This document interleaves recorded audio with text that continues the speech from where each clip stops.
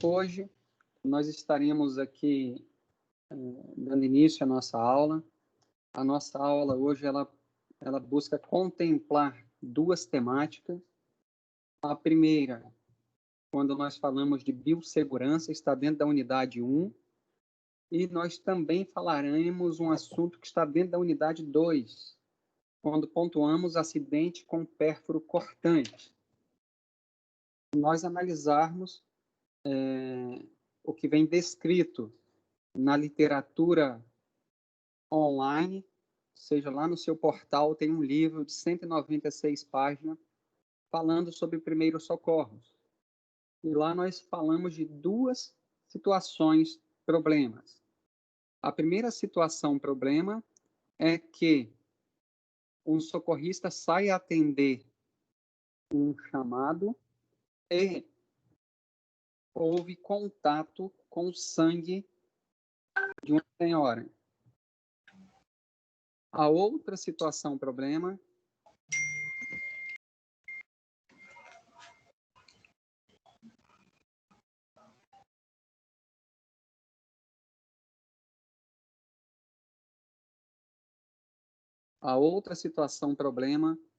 pontua o fato de um socorrista realizar um processo de punção venosa e ele se acidenta com o mandril de um pérfuro cortante, de um sistema de abocate. Então, nós temos duas situações problemas que vão fundamentar a nossa aula no decorrer deste dia de hoje. Nós começaremos a falar sobre biossegurança. Quando nós analisamos a palavra biossegurança, nós entramos num contexto em que pontuamos a segurança contra seres vivos, ou, biologicamente falando, bactérias, vírus, parasitas, entre outros seres minúsculos causadores de doença. Então, quando pontuamos simplesmente a palavra segurança, nós temos como definição um conjunto de regras, de medidas, de ações que são voltados para prevenir esses acidentes, ou até mesmo minimizar ou eliminar situações de riscos inerentes a N atividades.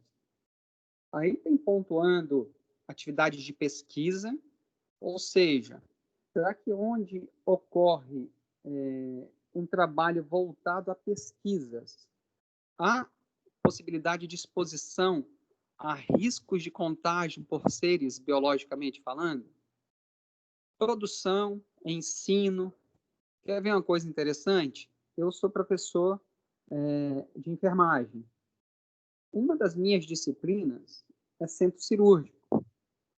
E muitas das vezes eu levo meus alunos dentro de uma sala cirúrgica, onde eu consigo colocar esse aluno na cabeceira de uma cirurgia, assistindo cirurgiões cardíacos operar um coração. Em certo momento dessa cirurgia, nós utilizamos uma serra para cortar o tórax do paciente.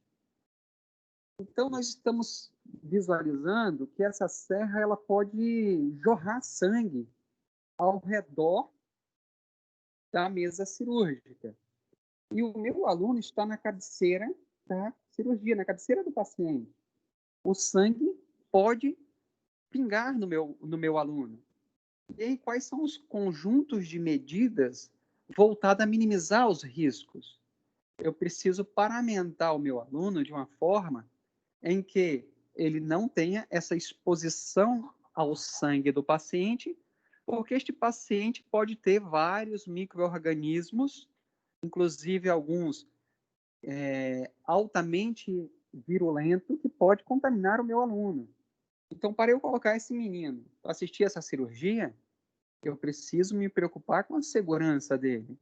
Então, estou demonstrando aqui que a atividade de ensino, ela também pode predispor o discente, ou até mesmo o docente, seria eu no caso, a ter exposição a riscos biológicos. E, para tanto, preciso eu me preocupar com as medidas voltadas a garantir a segurança, tanto minha quanto do meu aluno. Então, existem várias áreas em que as pessoas estão expostas a riscos biológicos. Hospitais, indústrias, clínicas veterinárias, laboratórios, hemocentro, que é um centro de hemoderivados, sangue, plasma, plaquetas, universidades, todos esses lugares que nós estamos vendo aqui, ocorre a interação do ser humano com os seres causadores de patologias que nós chamamos de seres biologicamente invasores do corpo humano. Nós observarmos na sociedade, nós podemos praticar a biossegurança na sociedade, nós estamos na crista da onda, né? Nós analisarmos o cenário COVID, nós estamos o tempo todo praticando biossegurança. O que é biossegurança? Nós estamos traçando medidas, ações, conjunto de medidas, voltado à prevenção. Nós estamos tentando prevenir o contágio pelo COVID ou minimizar a nossa exposição ao COVID, eliminando desta forma o risco. Quais são os riscos de você não virar um dado estatístico computado como um ser que veio a óbito por causa do COVID? Então, a sociedade ela se readequou, pontuando certos detalhes para garantir medidas voltadas à prevenção do contágio pelo COVID. Então, o que nós estamos vendo nos jornais aí, de uma simples utilização de máscara, e a limpeza exaustiva da mão, quer seja com água e sabão, água clorada ou álcool a 70, são medidas de biossegurança. Quando se fala de um ponto legal, juridicamente falando, houve uma preocupação aí em relação aos alimentos modificados geneticamente. Ou seja, criou-se em 2005 um Conselho Nacional de Biossegurança. Será que esses alimentos modificados geneticamente não estão gerando possibilidade de alteração celular ou surgimento de um câncer em um ser humano? Então, houve a criação desse conselho no intuito de garantir a segurança de uma sociedade. E houve um remodelamento da Política Nacional de Biossegurança. O que foi esse remodelamento? Esse remodelamento foi pegar uma política antiga e traçar novos perfis em cima dessas políticas. Se nós observarmos, existe 32 normas regulamentadoras. E em 2005, com este remodelamento, nós tivemos a criação da NR 32. Se observarmos, existem vários tipos de NR. Por exemplo, existe a NR que detalha muito bem, ou seja, a norma regulamentadora, que ela vai regulamentar padrões para minimizar riscos ambientais ao ser humano. Existem NRs que falará sobre combustíveis líquidos inflamáveis ou explosivos. Como que deve ser feito o manuseio em cada área de atuação de trabalho? Como deve ser o trabalho subterrâneo? Trabalhos subterrâneos se nós analisarmos alguns filmes, por exemplo, as pessoas sempre levam pássaros para dentro de túneis, exatamente para pontuar aquela questão que eu falei com vocês na aula passada. Um rapaz desceu um poço para cavalo, e ao chegar no fundo do poço havia um gás tóxico. Então, um exemplo que eu quero dar aqui para vocês, quando se fala da NR32, está pontuando sobre nós. Segurança e saúde no trabalho em serviços de saúde. Lembrem-se que, quando nós acabarmos esse semestre, vocês serão pessoas que serão capazes de atuar na prestação de serviços de saúde, tendo uma análise crítica melhorada. Ou seja, você vai ser criterioso na execução de qualquer assistência de primeiros socorros que você se propuser fazer a um indivíduo. Eu vou pontuar algumas coisas aqui em relação a essa NR32, que ela vai orientar como deve ser a nossa assistência. Ela aborda várias temáticas. Um exemplo, não se deve trabalhar na prestação de serviços à saúde com sapatos que possuem furos, orifícios. O sapato precisa ser completamente fechado. Por quê? Pode respingar através desses orifícios do sapato sangue, pode respingar saliva, pode respingar, não sei o cenário que você está inserido, sêmen, pode respingar líquor, pode respingar várias substâncias orgânicas, e o livro de vocês trazem muito bem detalhado a informação de que qualquer líquido ou excreção proveniente do ser humano, ele pode ser passíveis de estar altamente contaminado. Por exemplo, se cai sangue de um paciente HIV pelo orifício do seu sapato e encontra debaixo do seu sapato uma lesão na pele, que é uma porta de entrada. Então, nós estamos detalhando aqui simplesmente um sapato. Então, essa NR32, ela vai pontuar como que você deve se apresentar ao seu local de trabalho. Um outro exemplo, todos os profissionais da saúde não podem ter unhas grandes. Unhas grandes. Porque debaixo das unhas acontece o depósito de milhões de micro-organismos. E olha que interessante, principalmente para as meninas aí, que eu vi que o grupo está assim, com a porcentagem maior do sexo feminino. Na área da saúde, qualquer profissional da área da saúde, quer seja médico, enfermeiro, fisioterapeuta, nutricionista, vamos colocar até vocês aí, ó, da biomedicina, pessoal da educação física, é proibido unhas craqueladas, ou seja, as unhas precisam ser monolíticas, ou seja, lisinha, superfície lisa, e curtas. Às vezes a gente pega dentro dos hospitais profissionais da saúde que tem um prédio em cima da unha, tem uma borboleta, tem um laço.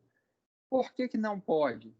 Essa NR32 proíbe porque isso aumenta exponencialmente a transmissão dos micro-organismos. Você vai ter um contato com o paciente, você não vai ter como limpar essa superfície porosa da sua unha de uma forma adequada. Então, você está sendo um veículo condutor de micro-organismo para indivíduos que estão momentaneamente debilitados com seu sistema imunológico. Então, nós temos aí 32 NRs, reformuladas a partir do ano de 2005, onde criou uma NR específica para nós, pessoas voltadas à manutenção da saúde de outros seres humanos, através da portaria 485 de 11 de novembro de 2005 foi determinada a criação, através do Conselho Nacional de Biossegurança, da NR 32. Voltando aqui na nossa aula, nós, então, entendemos que... Professor, Oi, desculpe interromper. São quantas NR você falou? são 32 NR. Mas não são 35 no total? Você fala dentro da área da saúde, né? Olha, eu sei, são 32. Não, é porque eu fiz segurança do trabalho e quando eu estudava era 35, por isso que eu estou confusa. Dentro do meu livro tem 35 NRs. Por isso 30? que 35. Mas acho que não tem a ver com a saúde, deve ser de outras coisas, então, né? Bom, existem várias normas regulamentadoras. Vou fazer o seguinte, eu vou pesquisar um pouco mais, eu não vou te dar resposta agora, mas ela virou compromisso para a próxima aula. Pode ser que tenha feito um remanejo, né? E diminuiu, então. Pode ter sido alguma junção de alguma.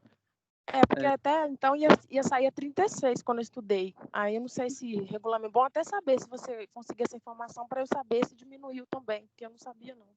Não, tranquilo. Fica compromisso com a nossa próxima aula, então, tá? Beleza, obrigada. Seu nome é? Pamela.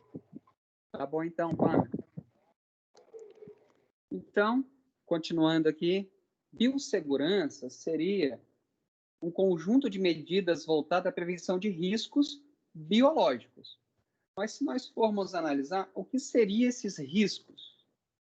Nós vamos entender que esses riscos, eles estão diretamente, proporcionalmente interligados ou mediados pelo conhecimento.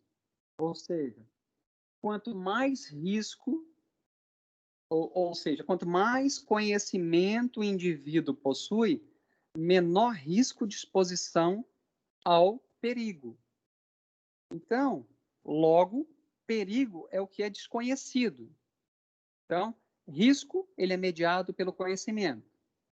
Se você não tem conhecimento, você está num cenário de risco para sofrer acidentes.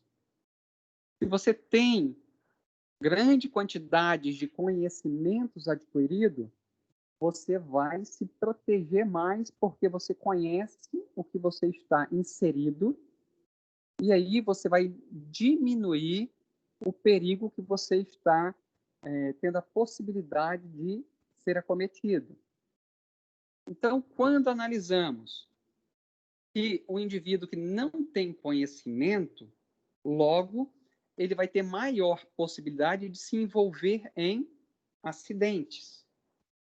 E aí, quando pensamos na palavra acidente, eu trouxe aqui um cenário onde, dentro do meio profissional hospitalar, foi assim, um gráfico que eu trouxe para demonstrar aqui para vocês que muitas das vezes a falta de conhecimento ela norteia o nosso indivíduo a se expor de uma forma exacerbada ao risco. Se nós observarmos aqui, enfermagem de nível médio, 35% de acidentes. Nós formos categorizar por categoria dentro de uma assistência hospitalar. 35% de enfermagem de nível médio. Por que essa alta taxa? Aqui nós temos duas situações. A primeira, a enfermagem dentro do meio hospitalar é quem mais passa tempo com os pacientes. E outra situação é a limitação de conhecimento. Não pelos, por exemplo, técnicos de enfermagem não conter conhecimento, mas muitas das vezes os maiores responsáveis por esses índices de alto nível de acidente são os enfermeiros. Por que os enfermeiros são tão responsáveis por esta elevação de acidente aqui na classe média? Por duas coisas. Tenho eu observado no decorrer de anos na minha vida profissional, e eu falo assim dessa forma porque eu sou as duas coisas. Eu sou técnico de enfermagem nível médio e sou enfermeiro.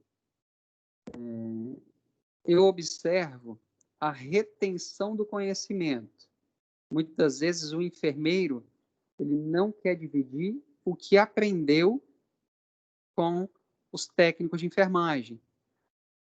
Muitas das vezes, nós enfermeiros, nós nos privamos de não trabalhar de uma forma com educação continuada permanente.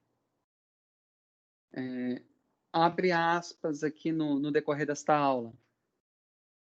Conhecimento não passado é conhecimento morto. Tudo aquilo que você sabe é informação para gerar conhecimento, para tirar do cenário de risco pessoas que jamais saberiam daquela informação se você não propagasse. Eu falo isso porque eu trabalho em cirurgias ortopédicas. E muitas das vezes, dentro desse centro cirúrgico, as pessoas me cercam. Elas me cercam porque elas gostam de me perguntar as coisas. Por que isso está acontecendo? Por que aquilo está acontecendo? Engraçado que elas já chegam assim perto de mim e falam assim, professor, me ajuda aqui, professor, me ajuda ali. Eu gosto de tentar passar o mínimo possível, o máximo possível que eu posso do conhecimento que eu adquiri no decorrer de anos. E são coisas simples, muito simples, que norteiam toda uma conduta de assistência. Você quer ver um exemplo? Todo paciente que toma anestesia nas costas, que nós chamamos de raquianestesia, ele vai ter a frequência cardíaca elevada. E ele vai ter uma frequência respiratória também aumentada. Por que ele vai ter uma frequência cardíaca e uma frequência respiratória aumentada? Simplesmente porque mais ou menos nessa altura aqui, ó, da coluna, é feita anestesia. Essa anestesia, ela vai causar uma vasodilatação periférica, ou seja, os vasos sanguíneos vão ficar alargados. Por quê? Porque a anestesia interrompeu o fluxo do estímulo cerebral bulbar, ou seja, o bulbo agora não consegue mais controlar o tônus dos vasos sanguíneos da perna, porque teve anestesia nessa altura aqui. O que vai acontecer com os vasos sanguíneos? Alargar. Se eles se alargam, o que fica represado nele? Sangue. Se o sangue ficou represado aí, pouco sangue vai chegar no coração. Pouco sangue vai sair do coração e chegar no pulmão. Pouco sangue vai retornar para o coração e pouco sangue vai chegar no cérebro. Ou seja, todo paciente que toma anestesia na coluna, chamado raquianestesia, a gente precisa infundir nele 3 soros rápidos. Ou seja, eu preciso fazer um volume circulatório para compensar o sangue represado. É uma informação simples. Temos que correr ou administrar 1.500 ml de soro no paciente que tomou raquianestesia. Por quê? Porque senão vai faltar sangue no cérebro, porque o sangue fica represado nas pernas e o meu paciente pode ter um acidente vascular isquêmico. O que é isso? Morte neurológica cerebral por falta de sangue, porque o sangue ficou represado nas pernas por causa da anestesia. Quando você explica isso para as pessoas que estão inseridas dentro do centro cirúrgico e não sabiam disso, você observa que os enfermeiros retêm o conhecimento ou, às vezes, não têm tal conhecimento porque não foram buscar por este conhecimento. Mas que são informações que fará com que vários pacientes não estejam inseridos em cenários de riscos por ignorância. O que é ignorância? Falta de conhecimento. Quando pontuamos o que acontece com esses profissionais, nós observamos que 64% dos acidentes são com agulhas. E muitos desses acidentes são por reencapar agulhas que foram utilizadas no paciente. O que a NR32 recomenda? Que não se deve reencapar agulhas. Mas mesmo assim, nós pegamos muitas das vezes pessoas se expondo a esses riscos aqui. Por quê? Nunca ouviram falar, sei lá, do HIV ou da hepatite? Claro que já, né? Mas você modular condutas que vêm se arrastando no decorrer de anos não é fácil. Como que você vai mudar a consciência de alguém? Sendo exemplo. Imagine você falando sobre impossibilidade de reencape de agulha, você está capacitando a sua turma e você reencapa. Nós devemos ser exemplos. E aí, algo que eu queria pontuar aqui para vocês é que 39% dessa pesquisa que foi realizada aqui, 39% dos profissionais não usavam nenhum tipo de proteção individual. Isso que vocês estão vendo aqui, uma perfuração no dedo, mas esse indivíduo estava sem luva. Ou seja, ele transgrediu duas regras. Quais foram as duas regras? Tentou reencapar a agulha e estava sem luva.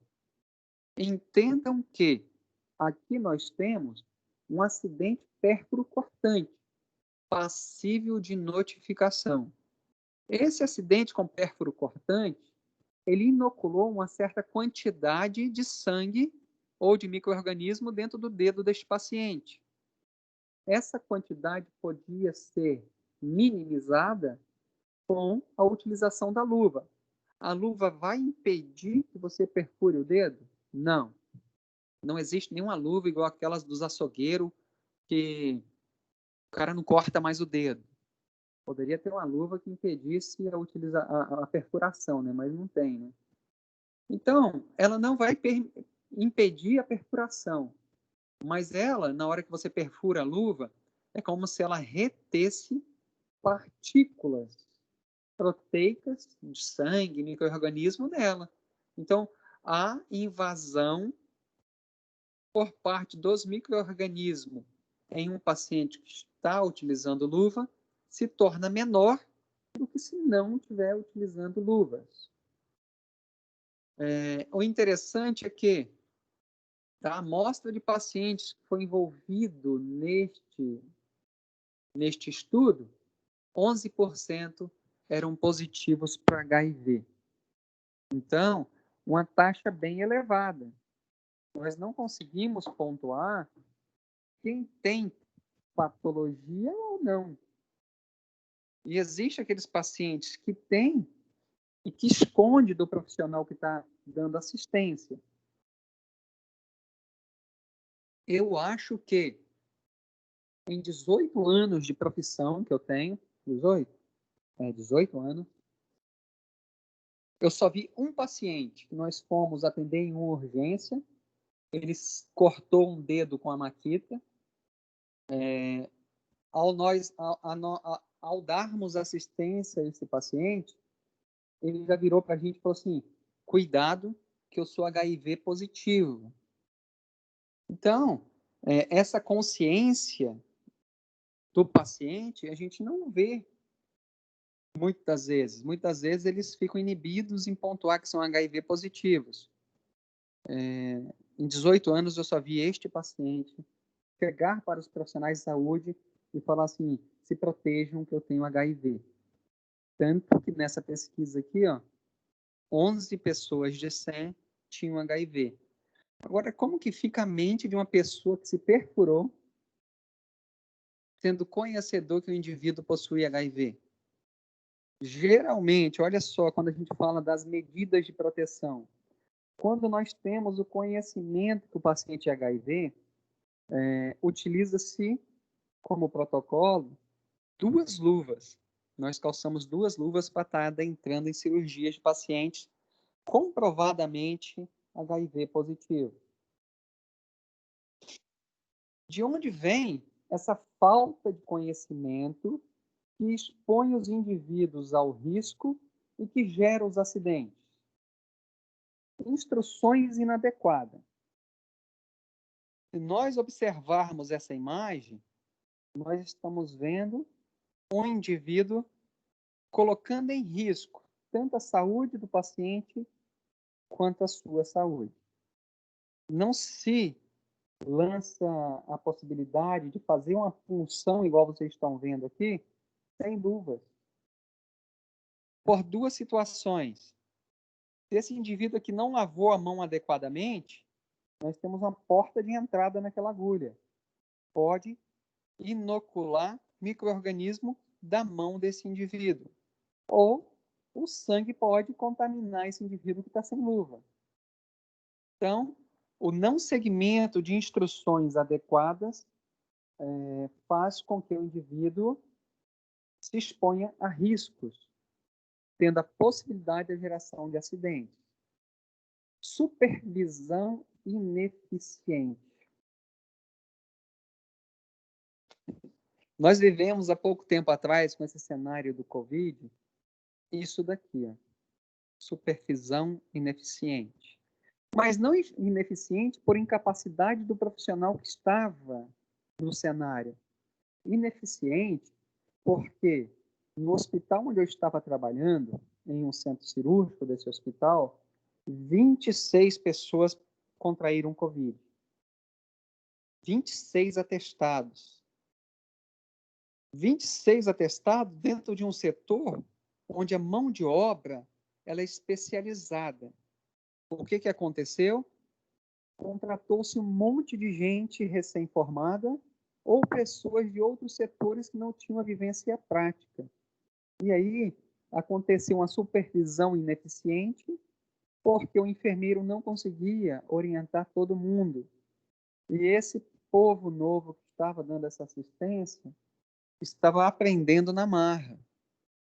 Então, todos os princípios ali de biossegurança, de manutenção do processo estéril, poderia ficar comprometido se todo mundo não ajudasse no processo.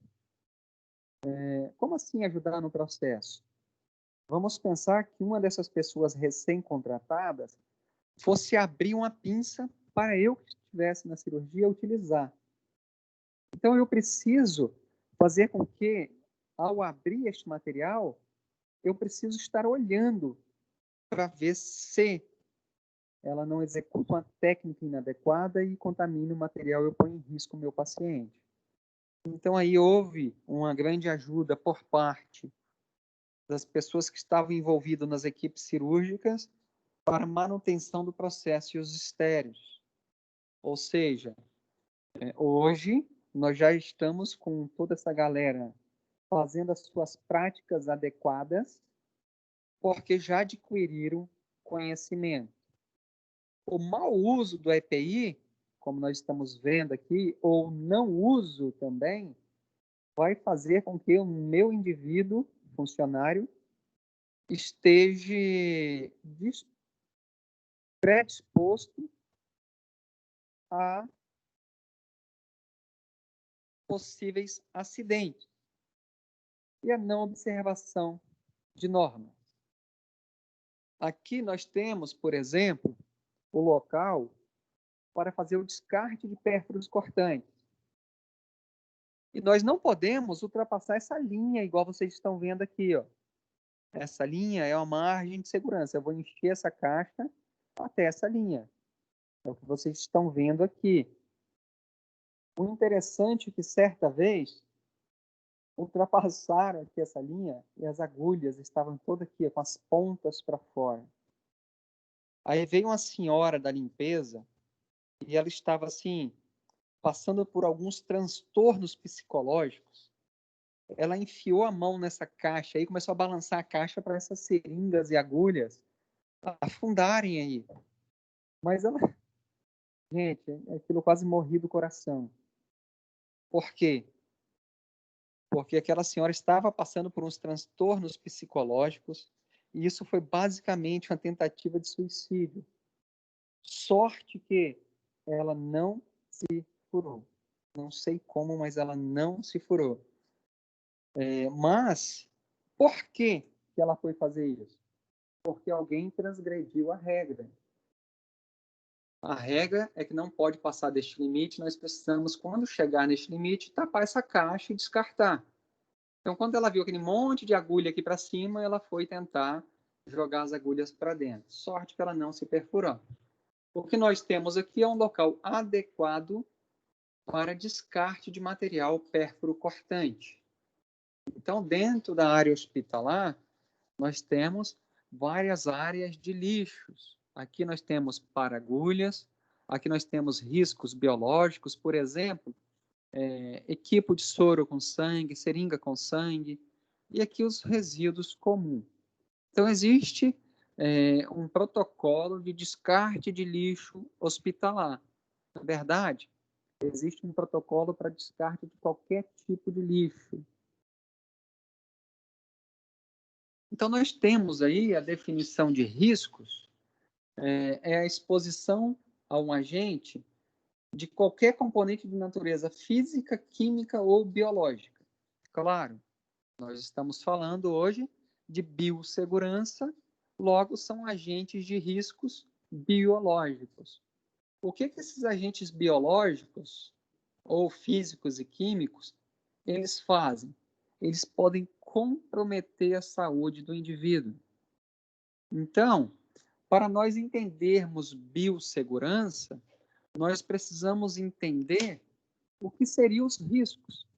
Nós precisamos saber avaliar os riscos para gerar biossegurança. Quando pontuamos os tipos de riscos, a Pamela ela pode abordar essa temática aqui melhor do que eu. Existem vários tipos de riscos. Riscos físicos, riscos químicos, biológicos, riscos ergonômicos e acidentes. Todo setor hospitalar, nós vamos ter lá o mapa de exposição a riscos. Tem setor que tem uma bolinha verde maior ou menor, uma bolinha amarela maior ou menor. E aí, nós vemos aqui no grupo 3 de marrom, riscos biológicos. Fungos, vírus, parasitas, bacilos, bactérias, protozoários. E nós vamos perceber na aula de hoje que para alguns desses riscos biológicos existem medidas profiláticas. As próximas imagens vão falar aqui um pouquinho sobre riscos de acidentes. Então, se nós analisarmos cada uma dessas figuras, nós já podemos pensar aqui na provável situação complicadora que isso aqui pode gerar. Se esse dispositivo cair em cima desse aqui, vai esmagar. Se esmagar esse indivíduo aqui, nós basicamente vamos categorizá-lo como que a tríade da morte. O indivíduo que foi esmagado, primeiro pico de morte, de segundos até 1 hora aí, morrendo após o evento trauma acontecendo sobre a vida dele. É muita criatividade do ser humano.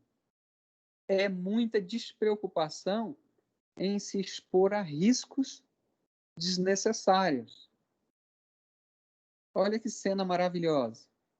Uma queda daí, no mínimo, vai dar uma fratura de fêmur, de acetábulo, um traumatismo crânioencefálico. Por que o indivíduo faz tudo isso aqui? Falta de conhecimento ou falta de análise dos riscos.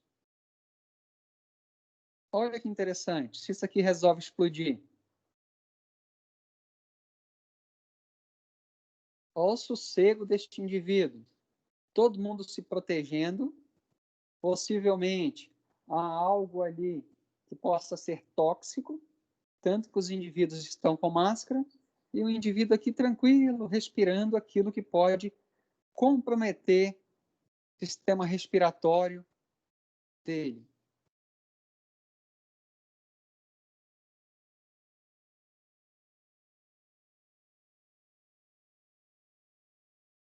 Esse aqui, se tiver sorte, e o disjuntor desarmar,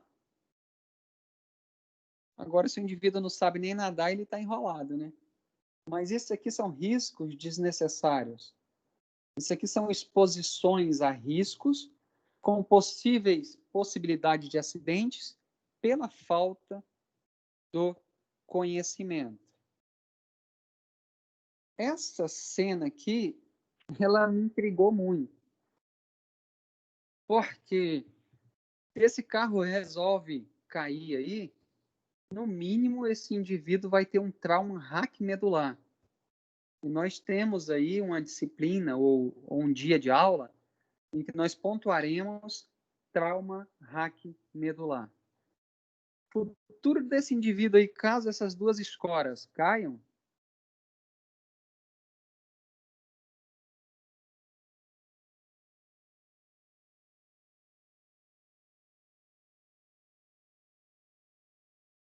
é paraplégico. E aí, ainda ao socorrermos, ele pode ter uma fratura exposta em que o indivíduo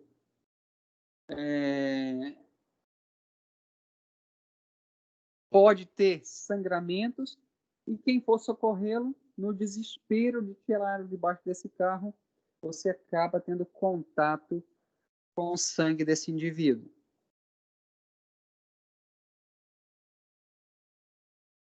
Quem nunca foi criança, né?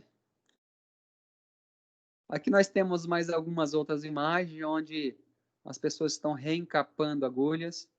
E olha só, muitas das vezes, não é porque erra o buraco, não, tá? Às vezes as pessoas acertam o buraco e a agulha transfixa a própria embalagem. Então, riscos biológicos. Considera agentes de risco biológico todo micro-organismo. Bactérias, fungos, vírus, parasitas. E eles, por invadirem o organismo humano, pode causar patologias.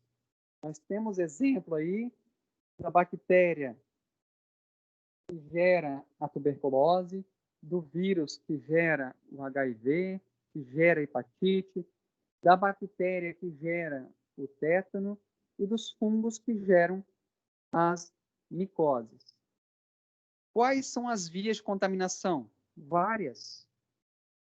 Várias. Nós podemos nos contaminar desde um corte na nossa pele, desde uma ferida debaixo da nossa unha, desde do micro-organismo estar na sua pele, um mosquito vir e te picar e jogar esse micro-organismo para dentro do seu tecido, pelas conjuntivas, pela via oral, inalatório. Então, nós somos assim,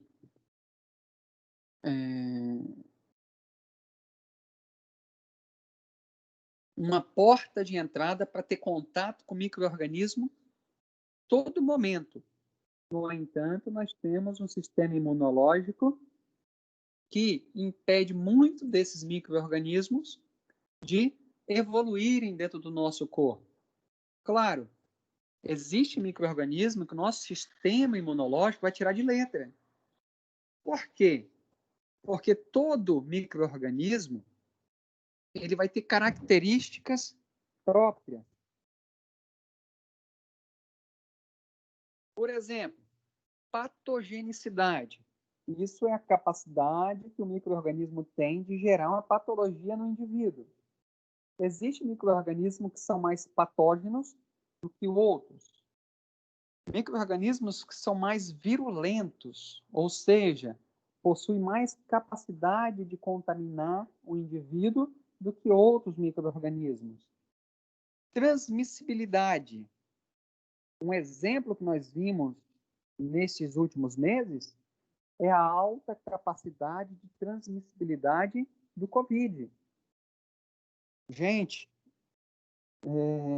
eu, sem brincadeira, quando o Covid estava lá na China, eu jamais pensei na possibilidade de que esse troço chegaria aqui em Linhares. Chegou. Porque a transmissibilidade deste vírus é alta demais. E as medidas profiláticas, apesar de serem simples, você não consegue mantê-las, muitas das vezes, de uma forma adequada por muito tempo. Você está o dia todo exposto a essa dificuldade.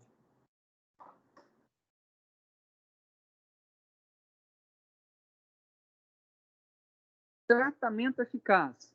Qual o tratamento para o Covid hoje? Não tem. Os tratamentos que tem são empíricos. E aí, o que acontece? Existem patologias que nem tratamento tem. E aí, quando nós categorizamos os agentes biológicos, nós categorizamos em 4 classes de risco. Desde riscos ausentes até um elevado. Um exemplo que nós temos aí é que muitos micro-organismos, eles entrarão em contato com o ser humano, no entanto, nosso sistema imunológico vai tirá-lo de letra. Diferente do HIV e do vírus Ebola, que possuem a categoria de risco moderado e elevado. Por que o HIV é moderado? Porque você consegue, através, por exemplo, da utilização de preservativos, limitar o risco de contágio por essa doença sexualmente transmissível aqui, que é o HIV. Entretanto, o Ebola, nós vimos aí na África, é muito difícil de nós termos medidas profiláticas ou terapêuticas para limitar a geração de uma enfermidade no indivíduo. Então, os meus agentes biológicos são categorizados em 4 tipos de riscos, que vai de ausente ou muito baixo, moderado, alto e elevado. Temos aqui um que é elevado, vírus da hepatite C, vírus da hepatite B e o HIV. Entendam que, uma vez contaminado com esses 3 tipos de vírus, nós teremos consequências desastrosas para as nossas vidas. Como se pega esse tipo de infecção viral? Sangue. Então, se nós temos um indivíduo para dar assistência, vamos pensar aqui numa pessoa que foi atropelada, está com sangramento numa perna, e você está saindo do supermercado. Nós vamos visualizar nas nossas próximas aulas, quando fala-se de controle de hemorragia, nós só devemos fazer compressão caso o meu paciente tenha uma perda vultosa sanguínea. Mas você está saindo do supermercado, você não carrega luvas dentro da sua bolsa, claro, ninguém é doido de carregar uma caixa de luvas dentro da bolsa esperando um acidente acontecer. Eu acho que eu nunca vi isso, nem em filme. E aí, o que fazer para salvar a vida dessa pessoa? Você pode pensar em várias ações, várias medidas. Ótimo. Mas lembre-se de nunca se expor ao risco. Será que eu posso colocar minha mão dentro de 4 sacolas e comprimir essa região para evitar o sangramento? É um pensamento. Mas eu fui comprimir e não avaliei adequadamente a cena, e ao encostar na região onde estava sangrando, tinha uma espícula óssea, um fragmento ósseo pontiagudo para fora. E ao comprimir, eu tive uma perfuração da minha pele. Nas cirurgias que eu comento com vocês, que muitas das vezes a gente está lá descolando estrutura óssea para colocar placas e parafusos, muitas das vezes eu observo para a mão do cirurgião e o que acontece? Aquelas espículas ósseas dão um furinho na luva, só na luva. E aí eu olho para o dedo dele, a luva está mais vermelha do que os outros dedos. O que aconteceu? Entrou o sangue do paciente e ficou no dedo do cirurgião por debaixo da luva. Se o cirurgião tem um corte ali, ele já teve exposição. Então, o que acontece? Caso nós tenhamos exposição ao sangue, nós temos possibilidades de ser inoculado um agente viral.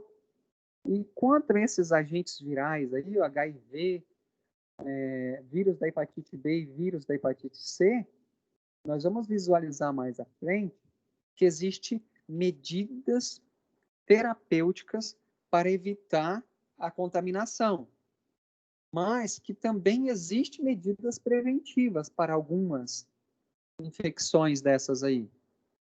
Então, quando a gente pensa na assistência de primeiros socorros, é interessante colocarmos os nossos cartões de vacinas em dia. Eu não sei se vocês têm o hábito de observar o cartão de vacinas de vocês. Por sinal, eu tomei uma vacina tem 2 dias, passei 2 dias com febre. Existem algumas vacinas que o socorrista precisa ter atualizada. A hepatite B, são 3 doses. Eu tomo uma hoje, uma daqui 30 e uma daqui 90. A hepatite B, caso você tenha contato com o sangue de alguém infectado, você já tem dentro do seu organismo anticorpos de memória desenvolvidos a partir do contato com a vacina que você tomou, que vai combater essa invasão viral por exposição ao sangue. Outra vacina que o socorrista precisa ter atualizada é a dupla tetânica, que é difteria e tétano. Por que nós precisamos ter a vacina tetânica? Pensa que você está querendo tirar alguém preso em algumas ferragens de um carro velho e você se perfura na lataria deste carro e inocula no seu organismo a bactéria que causa o tétano. Se você já tem o contato com essa bactéria através da vacinação, logo seu sistema imunológico combaterá esse agente que está tentando gerar danos em seu organismo. Então, existem as medidas preventivas que nós já podemos lançar mão de utilizar para evitar riscos de exposição a micro-organismos. Então, nós podemos trabalhar biossegurança em atendimento de primeiros socorros? Sim. Como que nós vamos trabalhar a biossegurança? Nós já vamos começar avaliando os riscos da cena. O que seria trabalhar a biossegurança? Seria você se expor o mínimo possível a agentes biológicos. Vamos pensar que um ciclista foi atropelado por um motociclista, caiu, bateu a cabeça. E aí? O que você precisa avaliar antes de prestar os cuidados? Outro dia eu vi uma reportagem que um senhorzinho andava na orla de uma cidade e, de repente, soltou um pedaço de um poste lá de 5 metros de altura, bateu na cabeça dele, e tinha muitas pessoas dando assistência a esse senhor, e ele cheio de sangue. Essas pessoas avaliaram a cena? Essas pessoas se preocuparam em pensar em quais riscos elas poderiam estar inseridas? O que pode ter no sangue desse indivíduo? Pense em outra cena, um paciente que está tendo convulsão e ele está batendo a cabeça no chão. A literatura diz que você precisa colocar a cabeça desse indivíduo entre as suas pernas para que ele pare de bater lá no chão. Mas e se ele estiver salivando? Nós observamos no nosso livro aí online que os vários componentes corporais ou secreções corporais do indivíduo pode ter vários agentes patológicos. Saliva, suor, sangue, líquor. Naquele atropelamento que eu comentei com vocês, que o ciclista bateu a cabeça, ele pode ter rinorreia e otorreia. O que é otorreia? É como se saísse um óleo cristalino do conduto auditivo do indivíduo.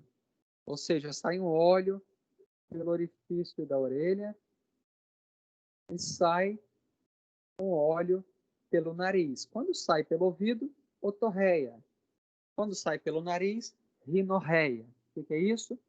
Saída do líquido cerebral por alguma fratura que acometeu base de crânio e está tendo comunicação com o ouvido ou com o nariz, que pode estar carregado de micro-organismos.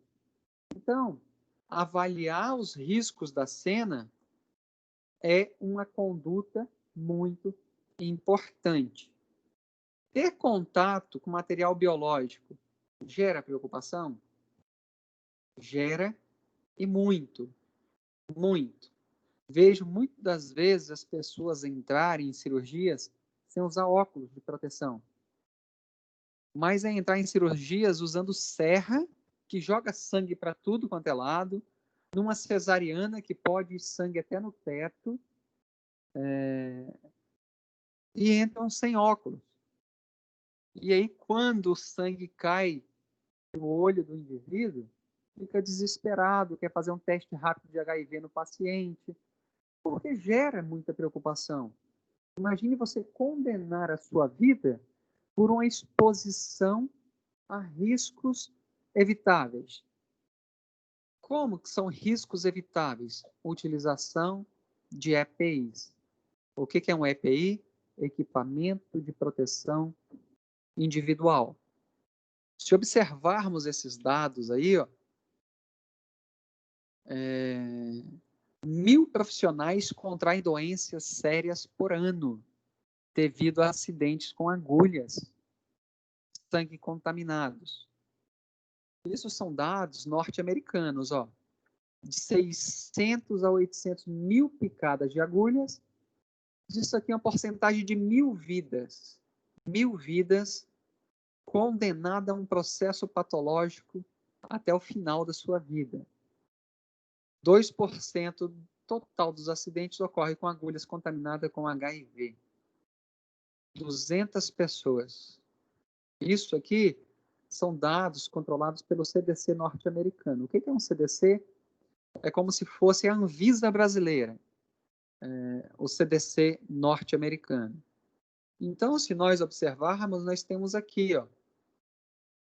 200 pessoas em 2013 contraíram HIV por acidentes com pérfuro cortante. E aí, olha que interessante. Pense no HIV dentro do ambiente familiar. Vai gerar contendas, vai gerar polêmicas, vai gerar mudança de rotina, vai gerar muitas situações controversas. Estou falando do HIV, mas pensa um paciente evoluindo aí para uma hepatite C, por exposição a um vírus da hepatite C. A hepatite C, geralmente, ela é crônica. O paciente evolui para cirrose. Cirrose, gente, é a destruição tecidual do parênquima hepático. Ou seja, o paciente com hepatite C evolui para cirrose e pouco tempo, o fígado deixa de produzir as suas albuminas séricas. Ou seja, o fígado produz albumina, a albumina circula na corrente sanguínea e a albumina retém o líquido dentro dos vasos sanguíneos. Então, um paciente com cirrose vai ter dificuldade de produzir albumina, o paciente vai perder líquido para a cavidade peritoneal, e é onde nós temos aqueles pacientes que 2, 3 vezes por semana precisam ir a um hospital para introduzir uma agulha no abdômen para tirar até 5 litros de água.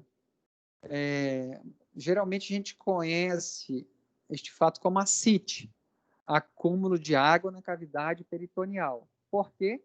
Falta albumina. Porque o fígado não consegue produzir, porque o vírus destruiu as células funcionais do fígado que nós chamamos de hepatócitos. Então, são indivíduos suscetíveis a N complicações por causa de uma pequena furada em um dedo, no reencape de uma agulha.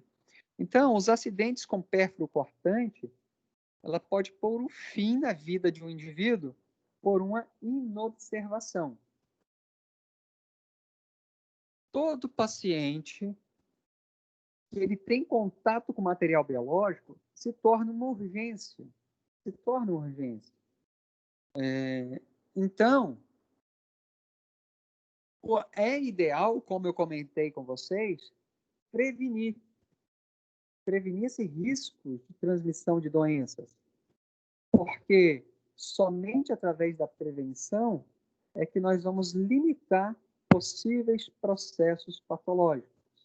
No caso aí da hepatite B, de que forma que nós vamos prevenir? Colocando em dia o nosso cartão de vacina. Parece besteira, mas você pode ter amanhã de manhã o contato com um acidente. E este acidente, por exemplo, tem lá várias pessoas que você precisa socorrer e elas estão assim, sanguinolenta de cima e embaixo. Você vai prestar socorro ou não? De que forma você vai prestar esse socorro? E se você tiver de prestar um socorro, senão aquela pessoa vai morrer. E você escolheu salvar a vida daquela pessoa, mas se expôs ao contato com sangue. Quais são as medidas que você precisa fazer para evitar que você entre em contato com esse sangue? Ou caso você entrou em contato, você não ficaria mais tranquilo ao pensar, por exemplo, no vírus da hepatite B que você já está imunizado?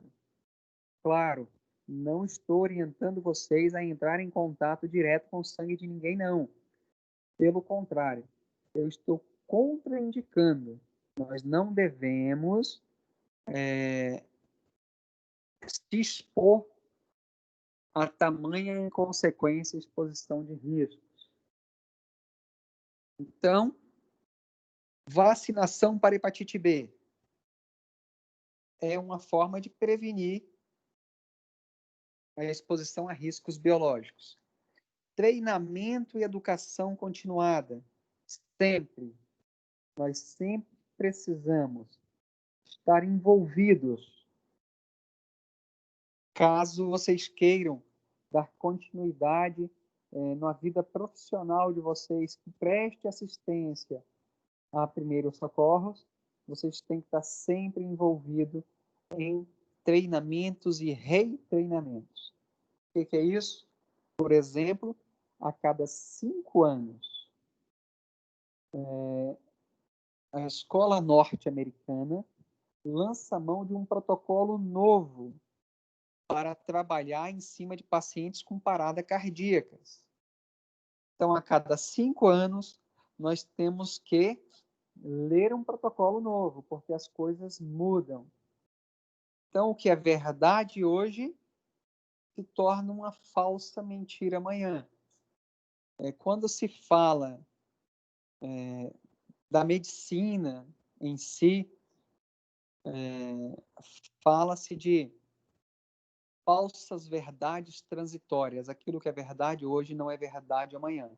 Nós temos um exemplo aí, pessoal da educação física, que há pouco tempo atrás o ovo era o vilão da história.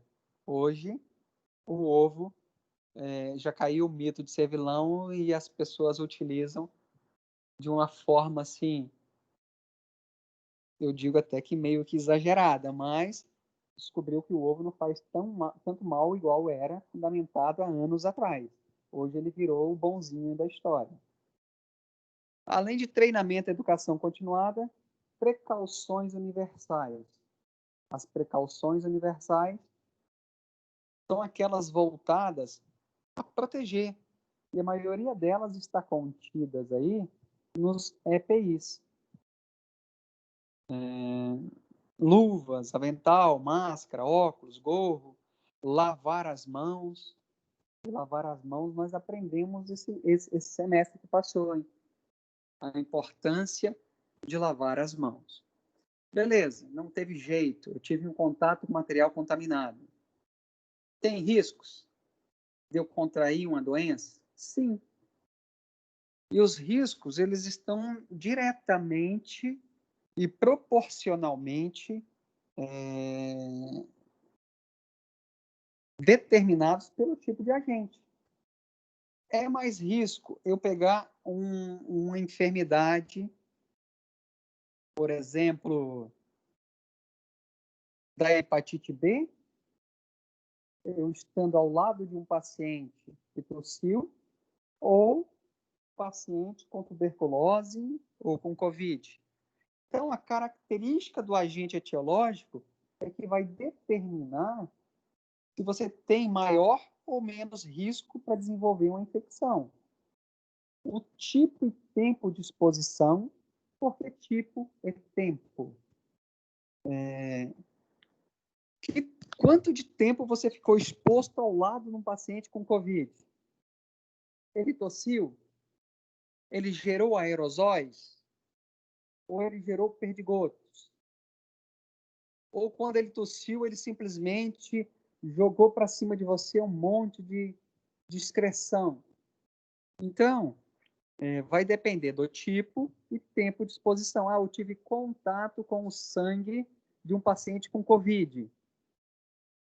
Bom, se você teve contato com o sangue, esse contato foi aonde? Já foi na minha mão. Mas depois que eu tive o contato com o sangue de um paciente que teve Covid, eu lavei a mão. E aí? Então, esse tipo de veículo, esse tipo de excreção, não vai gerar contaminação para você. Porque após que você teve o contato com sangue, você lavou as mãos. O que faz eu, então, pegar o Covid? Se o contato for respiratório. Eu tive contato com o sangue, mas eu passei o sangue na língua para ver se era sangue mesmo. E aí, caiu na cavidade oral, caiu na cavidade, contaminou a cavidade oral, eu respirei o vírus, e aí a situação está feita, né? Quantidade de sangue no material contaminado, a quantidade de vírus presente no sangue, e na hora do pérfuro cortante, ela só beliscou o meu dedo ou ela atravessou o meu dedo. Então, se ela atravessa o dedo, é um ferimento mais profundo, que com certeza atravessou mais vasos sanguíneos calibrosos, e fará com que haja uma facilidade de inoculação no sistema circulatório. Existem cuidados após que diminui o risco de transmissão? Sim. Caiu algo no meu olho. Eu vou lavar exaustivamente com água e sabão. Vou lavar o meu olho exaustivamente. Existem produtos, claro que aí não é um risco biológico, mas existem produtos químicos que caem no olho, que eu vou lavar o meu olho por mais do que 8 horas. Vai ficar um um dispositivo dentro ou abaixo da superfície das pálpebras, ele vai ficar gotejando continuamente. Claro, isso aí é uma exposição química e não biológica. Mas quando se fala, por exemplo, caiu uma gota de sangue no olho, no meio hospitalar, existe alguns pontos, não só hospitalar, eu creio que em algumas indústrias também, existem alguns pontos com lava-olhos, ou seja, qualquer coisa que caiu no olho do indivíduo, a gente precisa lavar. Vou lavar exaustiva quando o contato é com algum tipo de riscos biológicos. Professor, me dá um exemplo aí de risco biológico. Fizemos a cirurgia no indivíduo, ao cortar o local da cirurgia, que foi a perna, saiu secreção purulenta. Pego essa secreção purulenta e mando para o laboratório. Ao manusear as placas de Petri no laboratório, caiu secreção purulenta no meu olho. O que eu faço? Lava exaustivamente. Em caso de acidente onde a agulha atravessou ou aquela espícula óssea que você foi fazer uma compressão para evitar hemorragias, perfurou a sua pele, eu tenho que ficar apertando o local para sangrar e eliminar o agente? Eu tenho que colocar a boca e puxar o sangue para eliminar o agente? Não. Se você colocar a boca e puxar o sangue e tiver algum agente, você vai inocular ele no seu TGI. Se você ficar apertando o seu dedo para sangrar mais, você vai fazer uma vasodilatação dos vasos sanguíneos e você vai absorver para dentro do vaso sanguíneo do seu dedo o agente mais facilmente. Então, o que se faz? Você deixa sangrar livremente. Sangrar livremente é a conduta mais assertiva para minimizar uma quantidade inferior de inoculação. O próprio sangramento fará com que alguns desses vírus ou bactérias que adentraram ali seja eliminado. E após a exposição, e foi confirmado que o indivíduo tinha era HIV positivo ou era um paciente que possuía a hepatite. O que fazer? Para a hepatite B, o tratamento, tive contato, me perfurei, eu já sou vacinado, e o paciente é fonte positiva de hepatite B. O que fazer se eu me perfurar nesse caso? Eu posso tomar uma dose de reforço da vacina da hepatite B. Eu vou revacinar ou até mesmo fazer o esquema triplo. Para quê? Para combater o agente que está no meu organismo. Claro, eu já vou ter anticorpos desenvolvido pelo processo da vacinação, que eu tenho um esquema completo. Mas não custa nada eu fazer um reforço para combater mais ainda o agente infeccioso. Em casos de hepatite C, não existe vacina de hepatite C. Aí o que nós vamos estar fazendo aí? Tomar antirretroviral. O que são esses antirretrovirais aí? São estimulantes imunológicos a combater a doença.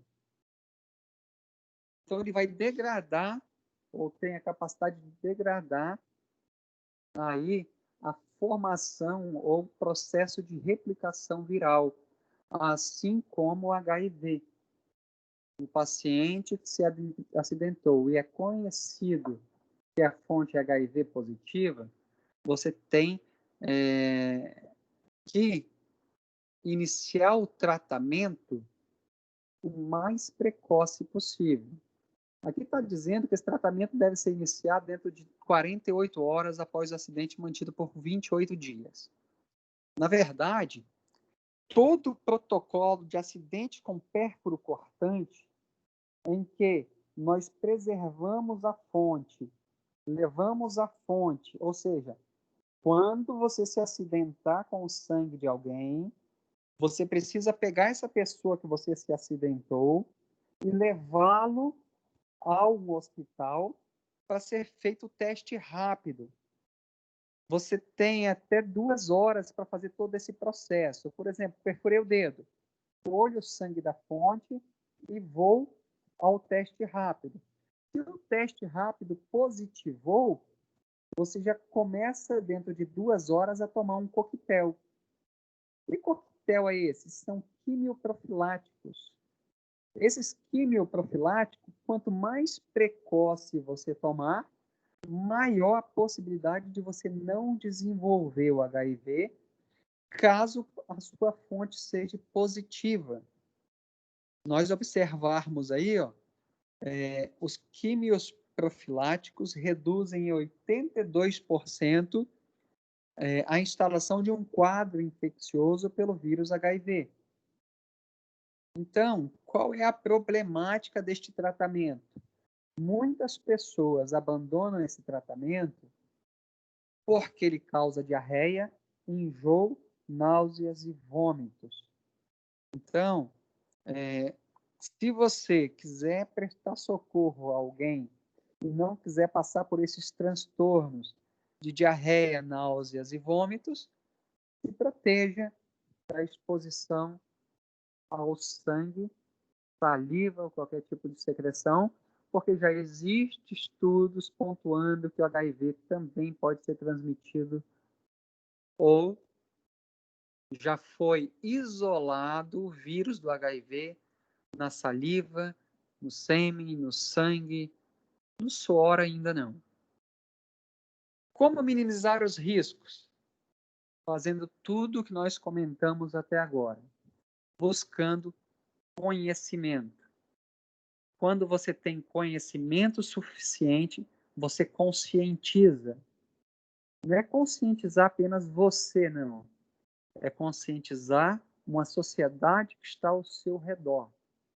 Entendam que conscientizar uma sociedade que está ao seu redor é você falar da importância da utilização de um EPI, da importância de seguir precauções padrões ou especiais. Porque quando você segue a utilização dessa tríade que nós estamos vendo aí, conhecimento e conscientização, utilização de EPI e as precauções padrões, você vai ser um propagador ou você vai ser um agente que vai minimizar os riscos que a sociedade está exposta. Quer ver um exemplo? Quanto de patologia nós podemos transmitir se não lavarmos a mão de forma adequada?